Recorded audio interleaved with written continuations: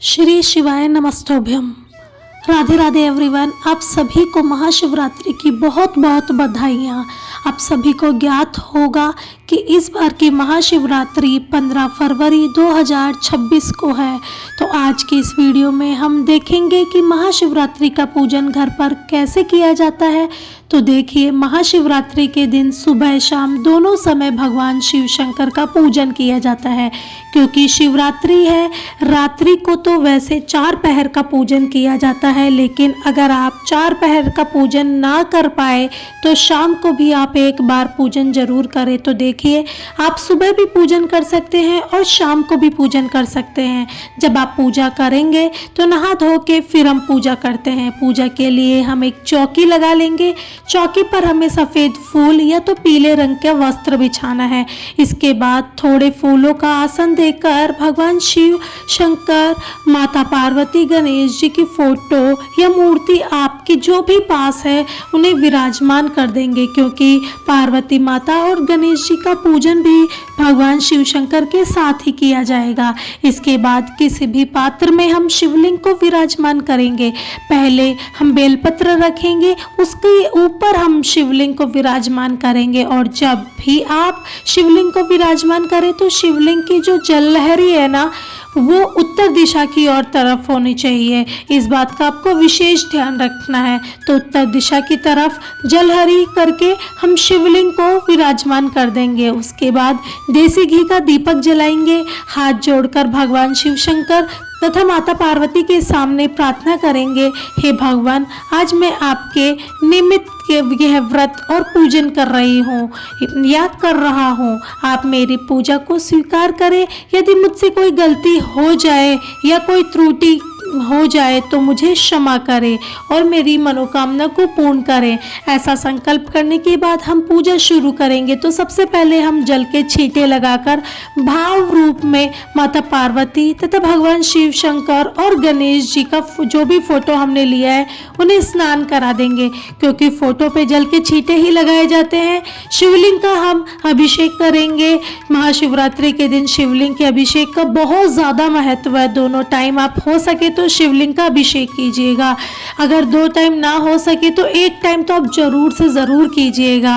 और शाम को हो सके तो ज़रूर करें, क्योंकि प्रदोष काल में शिवलिंग के अभिषेक करने का ज़्यादा महत्व माना गया है। तो यहाँ पर पहले जल से अभिषेक कर देंगे। उसके बाद हम पंचामृत से दूध, दही, घी, शहद, शक्कर 5 चीज़ों को मिला के अभिषेक करेंगे।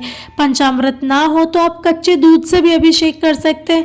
और देखिए, पंचामृत और कच्चा दूध हमेशा स्टील के बर्तन में लीजिएगा। स्टील या चांदी का बर्तन आप ले सकते हैं, और जल के लिए आप तांबे का बर्तन लीजिएगा। तो पहले हमने जल से अभिषेक किया, फिर पंचामृत से अभिषेक करेंगे। उसके बाद फिर से हमें जल से अभिषेक कराना है। भगवान को 3 बार भगवान शिव का अभिषेक किया जाता है। उसके बाद हम चंदन लगाएंगे भगवान के, यानी भोलेनाथ के। तो यहाँ पर गणेश जी और माता पार्वती जी और भगवान शिव शंकर और नंदी जी को सभी को हम यहाँ पर चंदन लगा देते हैं। और फिर शिवलिंग पर भगवान शिव शंकर को हम चंदन से तिलक करेंगे। उसके बाद गणेश जी तथा माता गौरा को हम तिलक से लगाएंगे। रोली वाले तिलक से हमें तिलक लगाना है। सभी को तिलक करने के बाद तिलक के ऊपर अक्षत यानी चावल समर्पित कर देंगे। यदि आपके पास भस्म है तो आप भगवान शिव को भस्म भी समर्पित करें जरूर। अगर भस्म नहीं है तो सिर्फ चंदन समर्पित कर सकते हैं, और आप कलावा समर्पित करेंगे। और अगर आपके पास जनेऊ है तो आप भगवान शिव शंकर को जनेऊ भी समर्पित करें। जनेऊ नहीं है तो कोई बात नहीं, सिर्फ कलावा भी समर्पित कर सकते हैं। महाशिवरात्रि के दिन भगवान शिव शंकर तथा माता पार्वती का विवाह संपन्न हुआ था। तो इस महाशिवरात्रि के दिन आप माता पार्वती को लाल रंग की चुनरी जरूर समर्पित करें। लाल रंग की चुनरी या लाल साड़ी आप समर्पित कर सकते हैं। इसके बाद भगवान गणेश जी को, नंदी भगवान को हम घास समर्पित करेंगे। शिव शंकर भगवान को हम बेलपत्र समर्पित करेंगे। शिव पूजा में बेलपत्र का बहुत ज़्यादा महत्व माना गया है, तो बेलपत्र आप जरूर समर्पित कीजिएगा। बेलपत्र की चिकनी साइड शिवलिंग को स्पर्श कराते हुए हम बेलपत्र चढ़ाते हैं। 2, 5, 9, 11, 21, 51 कितने भी बेलपत्र आप अपनी इच्छा अनुसार चढ़ा सकते हैं। उसके बाद भगवान शिव शंकर की जो भी प्रिय चीज़ें हैं वे हम उन्हें चढ़ाते हैं। देखिए, अगर आपके पास फूल है तो आप फूल मिल जाए अगर आपको, तो वो बहुत अच्छा है। वैसे शिवरात्रि पर बहुत आसानी से मिल जाते हैं, तो आप फूल चढ़ा दीजिएगा। भगवान शिव शंकर को सफ़ेद रंग का अति प्रिय है, तो आप सफ़ेद रंग का फूल चढ़ाएं। और चंदन चढ़ा ही दिया है आपने। उसके बाद में काला तिल, भांग, धतूरा और शमी पत्र होते हैं वो चढ़ाएं। उसके बाद में ये सारी चीज़ें शिवरात्रि के दिन आपको मंदिर में ही बहुत आसानी से मिल जाती है, तो आप वहाँ से भी लेकर के चढ़ा सकते हैं। इसके साथ ही महाशिवरात्रि के दिन, क्योंकि माता गौरा का भगवान शिव शंकर के साथ विवाह हुआ था, इसलिए पार्वती माता को, गौरा माता को इस दिन आप श्रृंगार का सामान जरूर से जरूर चढ़ाए। अगर ज़्यादा ना हो तो 2 चीज़ जरूर से जरूर चढ़ाएं। एक तो है बिंदी का पत्ता और एक श्रृंगार का सामान आप जरूर से जरूर चढ़ाएं। फिर हम भोग चढ़ाएंगे। भोग में आप बेर का भोग लगाएं, मुख्य रूप से शिवरात्रि पर वही चढ़ाया जाता है। और इसके बाद में आप दक्षिणा चढ़ाएं। यथासंभव दक्षिणा आप अपनी इच्छा अनुसार चढ़ा सकते हैं। जैसा कि मैंने आपको हर वीडियो में बताया कि किसी को भी अगर आप दान भी देते हैं या भगवान को कुछ चढ़ाते हैं तो आप दक्षिणा जरूर से जरूर चढ़ाएं। इसका मतलब होता है कि अगर हमारे पूजा में या हमारी किसी वस्तु में कोई कमी रह गई है तो वह दक्षिणा उसे पूरा करती है। इस समय आप कोई भी पाठ कर सकते हैं। तो देखिए, एक लोटा जल का ले लेंगे, अपने सीधे हाथ में थोड़े से चावल और फूल ले लेंगे और आप इस टाइम पर शिव महापुराण का पाठ कर सकते हैं। आप चाहे तो शिव चालीसा पढ़ सकते हैं, आप चाहे तो महाशिवरात्रि की व्रत कथा भी सुन सकते हैं। जो भी आपकी इच्छा वो आप कर सकते हैं। तो कथा भी, कहानी, जो भी कथा, कहानी और पाठ पर आप करना चाहते हैं वे आप इच्छा अनुसार, टाइम के अनुसार कर सकते हैं। सुनने के बाद जो हाथ में अपने फूल और चावल लिए थे वे हम शिवलिंग पर चढ़ा देंगे।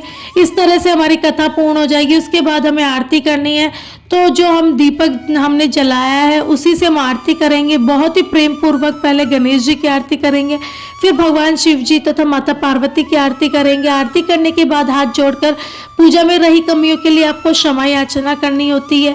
फिर आपकी मनोकामना पूर्ण हो उसके लिए भगवान से आपको प्रार्थना करनी होती है और फिर आपकी शिवरात्रि की पूजा पूर्ण हो जाती है।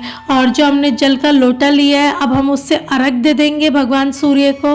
और उसके बाद जो चौकी है वह पूरी रात यहीं पर रहेगी। चौकी को हम अगले दिन उठाते हैं। तो अभी देखिए, आप अगले दिन चौकी उठाएंगे तो आपको क्या क्या करना होता है। आप जो भी फूल पत्ते आपने जो भी चढ़ाए हैं वह किसी पौधे में डाल देंगे। इनके बाद इनका खाद बन जाएगा। और शिवलिंग पर अगर आपने पार्थिव शिवलिंग बनाए, यानी शिवलिंग मिट्टी के बनाए, तो उन पर विसर्जन कर दीजिएगा। इसके बाद आप चाहे तो ये पीपल के वृक्ष पर भी चढ़ा सकते हैं, या फिर आपके पास जो तुलसी जी का, या फिर आपके जो तुलसी जी के में ना चढ़ाए, आप जो भी कोई छोटा पौधा हो आप उसमें चढ़ा दीजिए। आपके घर में छोटे छोटे पौधे होंगे या कोई गार्डन होगा, वहाँ पर चढ़ा सकते हैं।